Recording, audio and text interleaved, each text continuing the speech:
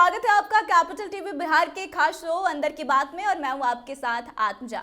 नीतीश सरकार ने floor test pass कर लिया। उसके बाद राज्यसभा के 6 सीटों पर चुनाव होना था, जिसको लेकर सभी पार्टियों ने अपने अपने समीकरण को बनाकर कैंडिडेट्स का चुनाव कर लिया। अब इसके बाद विधान परिषद का चुनाव होना है, जिसमें कि 11 सीटों पर चुनाव होगा और इसको लेकर सभी पार्टियां कहीं ना कहीं यह कोशिश कर रही है कि जो वर्ग पीछे छूट गए हैं उनको आगे लाया जाए और उन्हीं को उम्मीदवार बनाया जाए, क्योंकि कुछ ऐसे वर्ग हैं जो कि अपने आप को लेफ्ट आउट फील कर रहे हैं। तो कहीं ना कहीं अब सभी पार्टियों की यही कोशिश है कि उन्हें इस चुनाव में आगे लाया जाए। तो ऐसे में सभी पार्टियां क्या रणनीति बना रही है, यह सबसे बड़ा सवाल है। तो आइए इन्हीं मुद्दों पर आज बातचीत करते हैं और हमारे साथ स्टूडियो में मौजूद है senior journalist Saroj Singh ji. Sir, आपका बहुत बहुत स्वागत। जी, बहुत धन्यवाद। सर, विधान परिषद की 11 सीटों पर चुनाव होने वाला है और ऐसे में क्या रणनीति होगी सभी पार्टियों की, एक बार ओवरऑल बता दीजिए। देखिए, सब पार्टियों की रणनीति बहुत साफ है। आपने ठीक कहा कि फ्लोर टेस्ट हो गया, राज्यसभा का चुनाव हो गया, 6 लोग चुने जा चुके हैं। अब नज़र है 11 सीटों पर कि वहाँ किसको प्रत्याशी बनाया जाएगा और जो कम हुई बेसी हो गई उसको कैसे एडजस्ट किया जाएगा, यही होना है ना। तो सब पार्टियों की ये कोशिश होगी। क्या होगा नहीं होगा वो अलग कहानी है, लेकिन कोशिश वो लोग यही करेंगे कि जो वर्ग समुदाय छूट गया उसको हम रिप्रेजेंट करें, ताकि जो लोकसभा का चुनाव है उसके मद्देनज़र हमको चुनाव में जाने में, वोट मांगने में उस बिरादरी की कोई हिचक ना हो, कोई झिझक ना हो, कोई शर्म ना हो।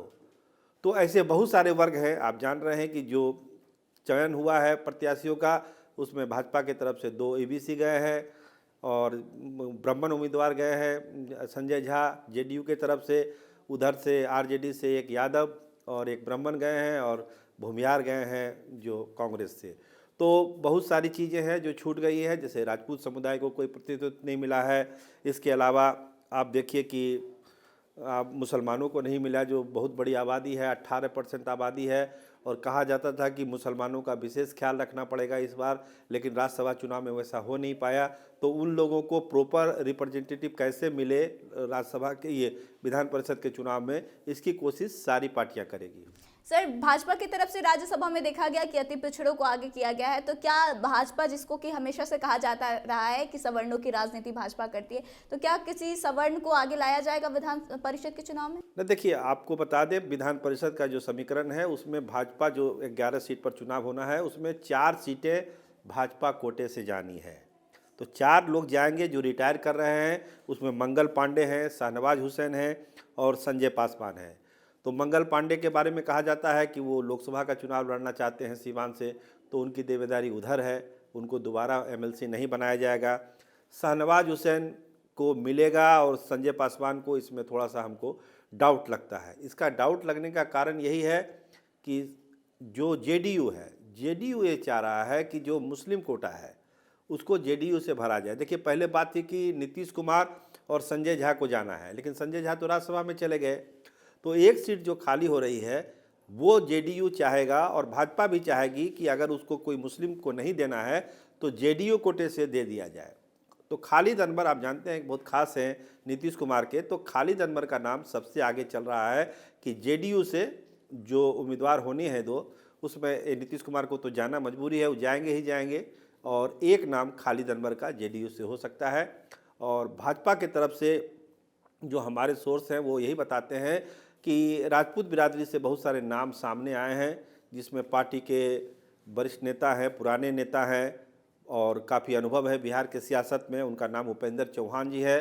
वो छपरा से भी चुनाव के दावेदार हैं, प्रबल दावेदार हैं छपरा से, वो चुनाव लड़ सकते हैं। इसके अलावा अरविंद सिंह जो प्रवक्ता हैं पार्टी के, एक्टिव रहते हैं पार्टी के मामलों में, उनका भी नाम है। इसके अलावा कमलजीत सिंह जो अभी प्रकोष्ठ के अध्यक्ष हैं, सांस्कृतिक प्रकोष्ठ के, उनका भी नाम आ रहा है। युवा चेहरा है और भाजपा चूँकि चौकाती है नए चेहरों को सामने लाके, तो हो सकता है कि कमलजीत सिंह का भी लॉटरी लग जाए। तो राजपूत में ऐसे बहुत सारे नाम हैं इनके अलावा भी। और भाजपा ये कोशिश करेगी कि जैसे अति पिछड़ों को उन्होंने दे दिया, तो एक दलित चेहरा भी वो ज़रूर लाएगी, दलित चेहरा को भी आगे करेगी। दलित में भी लंबी फौज है उनके पास दावेदारी की। यादव समुदाय से वो स्पीकर बना ही चुके हैं ऑलरेडी। तो दलित में और एक ब्राह्मण में और ठाकुरों में ये कम्बिनेशन वो बनाने की कोशिश करेगी कि इसको हम पूरा करें। कोशिश करेंगी। अब कितना समीकरण बन पाता है, क्योंकि सहयोगी दलों का भी तो दबाव होगा भाजपा के ऊपर, क्योंकि जीतन राम मांझी, चिराग पासवान, जैसे हमने कहा ना, संजय पासवान को रिपीट नहीं कर सकते हैं, इसलिए कि अगर एक मजबूरी ये हुई कि चिराग पासवान के किसी आदमी को एमएलसी बना दें, क्योंकि चिराग की पार्टी का ना कोई विधानसभा में है ना परिषद में है। अगर लोकसभा की सीटें कम करके अगर विधान परिषद में देने की बात हुई तो कोई दलित चेहरा जो है वो चिराग पासवान की तरफ आ सकता है, अगर चिराग पासवान से गठबंधन बना रहा तो कम्बिनेशन बनेगा। एक कम्बिनेशन बनता है, एक गड़बड़ाता है, तो उसको देखते हुए भाजपा ये कोशिश करेगी कि जो लोग छूट गए हैं उसको हम लोग एडजस्ट करें, लेकिन उसमें ज़रूर ये होगा कि राजपूत समुदाय से और दलित समुदाय से ज़रूर हम लोग लें उसमें। सर, जैसा कि हमेशा से देखा जाता रहा है कि एमओआई समीकरण पर लालू प्रसाद यादव की पार्टी राजद काम करती है, लेकिन जैसे कि राज्यसभा चुनाव के लिए कैंडिडेट्स का चयन किया गया तो यादवों को भी उतनी तवज्जो नहीं दी गई और मुसलमानों को तो नहीं ही दी गई। तो क्या लगता है कि विधान परिषद के चुनाव में उनको जगह मिलेगी? देखिए, अभी आप जब सत्ता के गलियारों में जाएंगे आत्मजा जी, आप तो अंदर की खबर करती हैं, तो लोग बताएंगे यादव को टिकट मिला है संजय यादव के रूप में, लेकिन ये अर्ध सत्य है, ये आधा सत्य है। कुछ लोग उनको एनआरआई यादव बताते हैं, कोई अप्रवासी यादव बताते हैं, और कोई कहते हैं कि बिहार के यादव तो वो है ही नहीं। तो ठीक है, यादव को एक प्रतिनिधि दिया गया है, लेकिन इसके अलावा मुसलमान की बात सबसे ज़्यादा चर्चा आरजेडी की हो रही है। जो मुस्लिम छूट गया है उसको कैसे एडजस्ट किया जाएगा, तो वही बात राजद में भी हो रही है कि जो काउंसिल का चुनाव होना है उसमें ज़रूर मुसलमानों को तवज्जो देना है। देखिए, एक नाम राबड़ी देवी है जिनको जाना ही जाना है, क्योंकि राज्यसभा में भी परिवार से कोई नहीं गया तो राबड़ी देवी को तो जाना ही जाना है, उसमें कहीं नाम नहीं है। 4 उम्मीदवार आरजेडी से भी जाने हैं, संख्या बल के हिसाब से जो विधायकों की संख्या है, क्योंकि 21 या 22 सीटों पर हो जाना है, तो उस हिसाब से 4 उम्मीदवार वो जिता के काउंसिल में भेज सकती है। तो राबड़ी देवी का तो नाम क्लियर है। एक मुसलमान को जाना है, ये भी तय है, क्योंकि अब मुसलमानों के साथ जो है आरजेडी बहुत दोहरा नीति नहीं अपना सकती है। एक तो ऐसे ही गुस्सा है और गुस्सा वो बढ़ाना नहीं चाहेगी, इसलिए किसी एक बड़े नाम को, हो सकता है वो नाम अब्दुल बारी सिद्दीकी भी हो सकते हैं, उस नाम को वो राज्यसभा में विधान परिषद में भेज सकती है। इसके अलावा जो 2 नाम है उसमें आरजेडी कोशिश करेगी कि एक अति पिछड़ा समाज से ले लिया जाए, क्योंकि अति पिछड़ा समाज भी छूट रहा है। जब हम बात करते हैं लालू के जिन की, तो वो जिन कहीं राज्यसभा चुनाव में दिखा नहीं, तो अति पिछड़ा समाज से भी उसमें जा सकता है। बाकी अब आरजेडी का जो बची हुई एक सीट है उसमें वो चॉइस करेगी कि हमको क्या देना है, क्योंकि कांग्रेस को भी एक सीट देनी है, तो कांग्रेस किस बिरादरी को देती है उस हिसाब से फिर एडजस्टमेंट होगा कि क्या करना चाहिए, किस बिरादरी को देना चाहिए। और अगर मुकेश सहनी से कोई बात अगर बनती बिगड़ती है तो उनकी भी भावनाओं का ख्याल रखा जाएगा।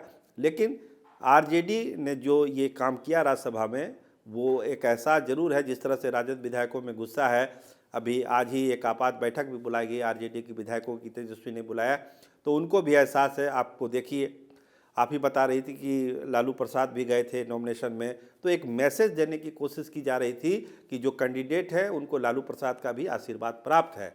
उनके जाने का मकसद यही था, क्योंकि अभी बीमार भी हैं, इसके बावजूद वो गए हैं, तो एक मैसेज देना था अपने वोटरों को, अपने समाज को, कि जो संजय यादव, मनोज झा का चयन हुआ है उसमें लालू यादव की भी भूमिका है, लालू यादव भी उसकी सहमति है, इसलिए वो गए थे नॉमिनेशन कराने के लिए।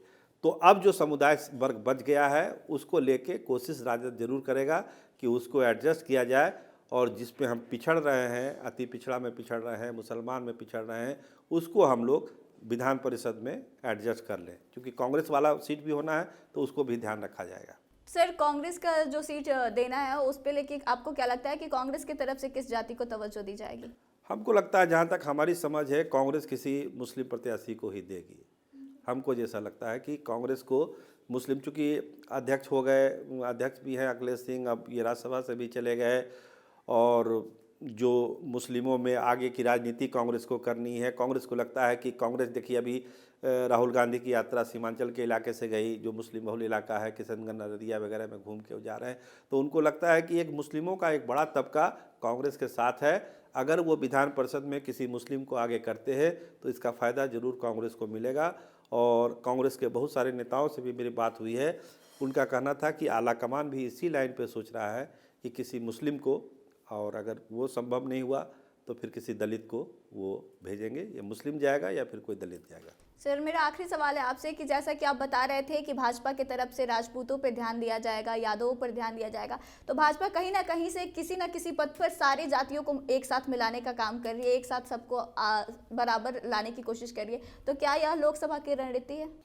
देखिए वही है ना, लोकसभा का चुनाव सामने है, 40 सीटें दांव पे लगी हुई है, तो कोई जो एक इक्वेशन सामाजिक जो होता है ना कि सोशल इंजीनियरिंग करना, तो सोशल इंजीनियरिंग क्या हो रहा है, आपने 2 अति पिछड़े को ये कर दिया, आपने कुशवाहा जाति को डिप्टी सीएम बनाया, आपने भूमिहार को डिप्टी सीएम बनाया, आपने यादव को स्पीकर बनाया, तो सब जातियों को एडजस्टमेंट किया जा रहा है।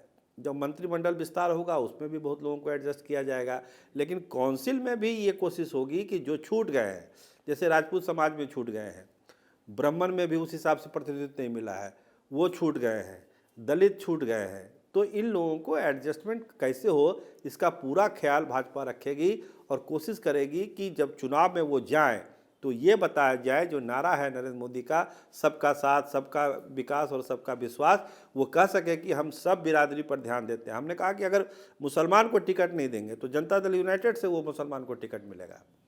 कोशिश होगी कि कोई ऐसा ना लगे कि एनडीए में मुसलमानों की उपेक्षा हो गई, भाई जेडीयू से तो हमने दिया ना, भाई एनडीए में ही है ना, तो ये मैसेज जाएगा और साफ यही जाएगा कि हम सबको साथ लेके चल रहे हैं, आप सब हमको वोट दीजिए, नरेंद्र मोदी को प्रधानमंत्री बनाइए। ये कोशिश और यही स्ट्रेटजी विधान परिषद के चुनाव में होगी। देखिए अब वक्त है, मई में होना है सारी चीज़ें, लेकिन कोशिश है कि पहले ही सबको निपटा दिया जाए। सर आपका बहुत बहुत धन्यवाद।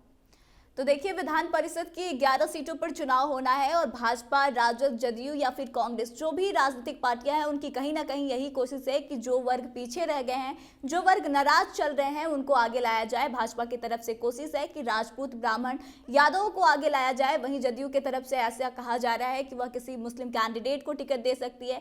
वहीं राजद की अगर बात करें तो कहीं ना कहीं मुस्लिम समाज जो है वह राजद से फिलहाल नाराज चल रहा है, तो उसे आकर्षित करने के लिए राजद की तरफ से अति पिछड़ों को और मुस्लिमों को टिकट देने की बात कही जा रही है। वहीं कांग्रेस की तरफ से भी मुस्लिम को टिकट दिया जा सकता है।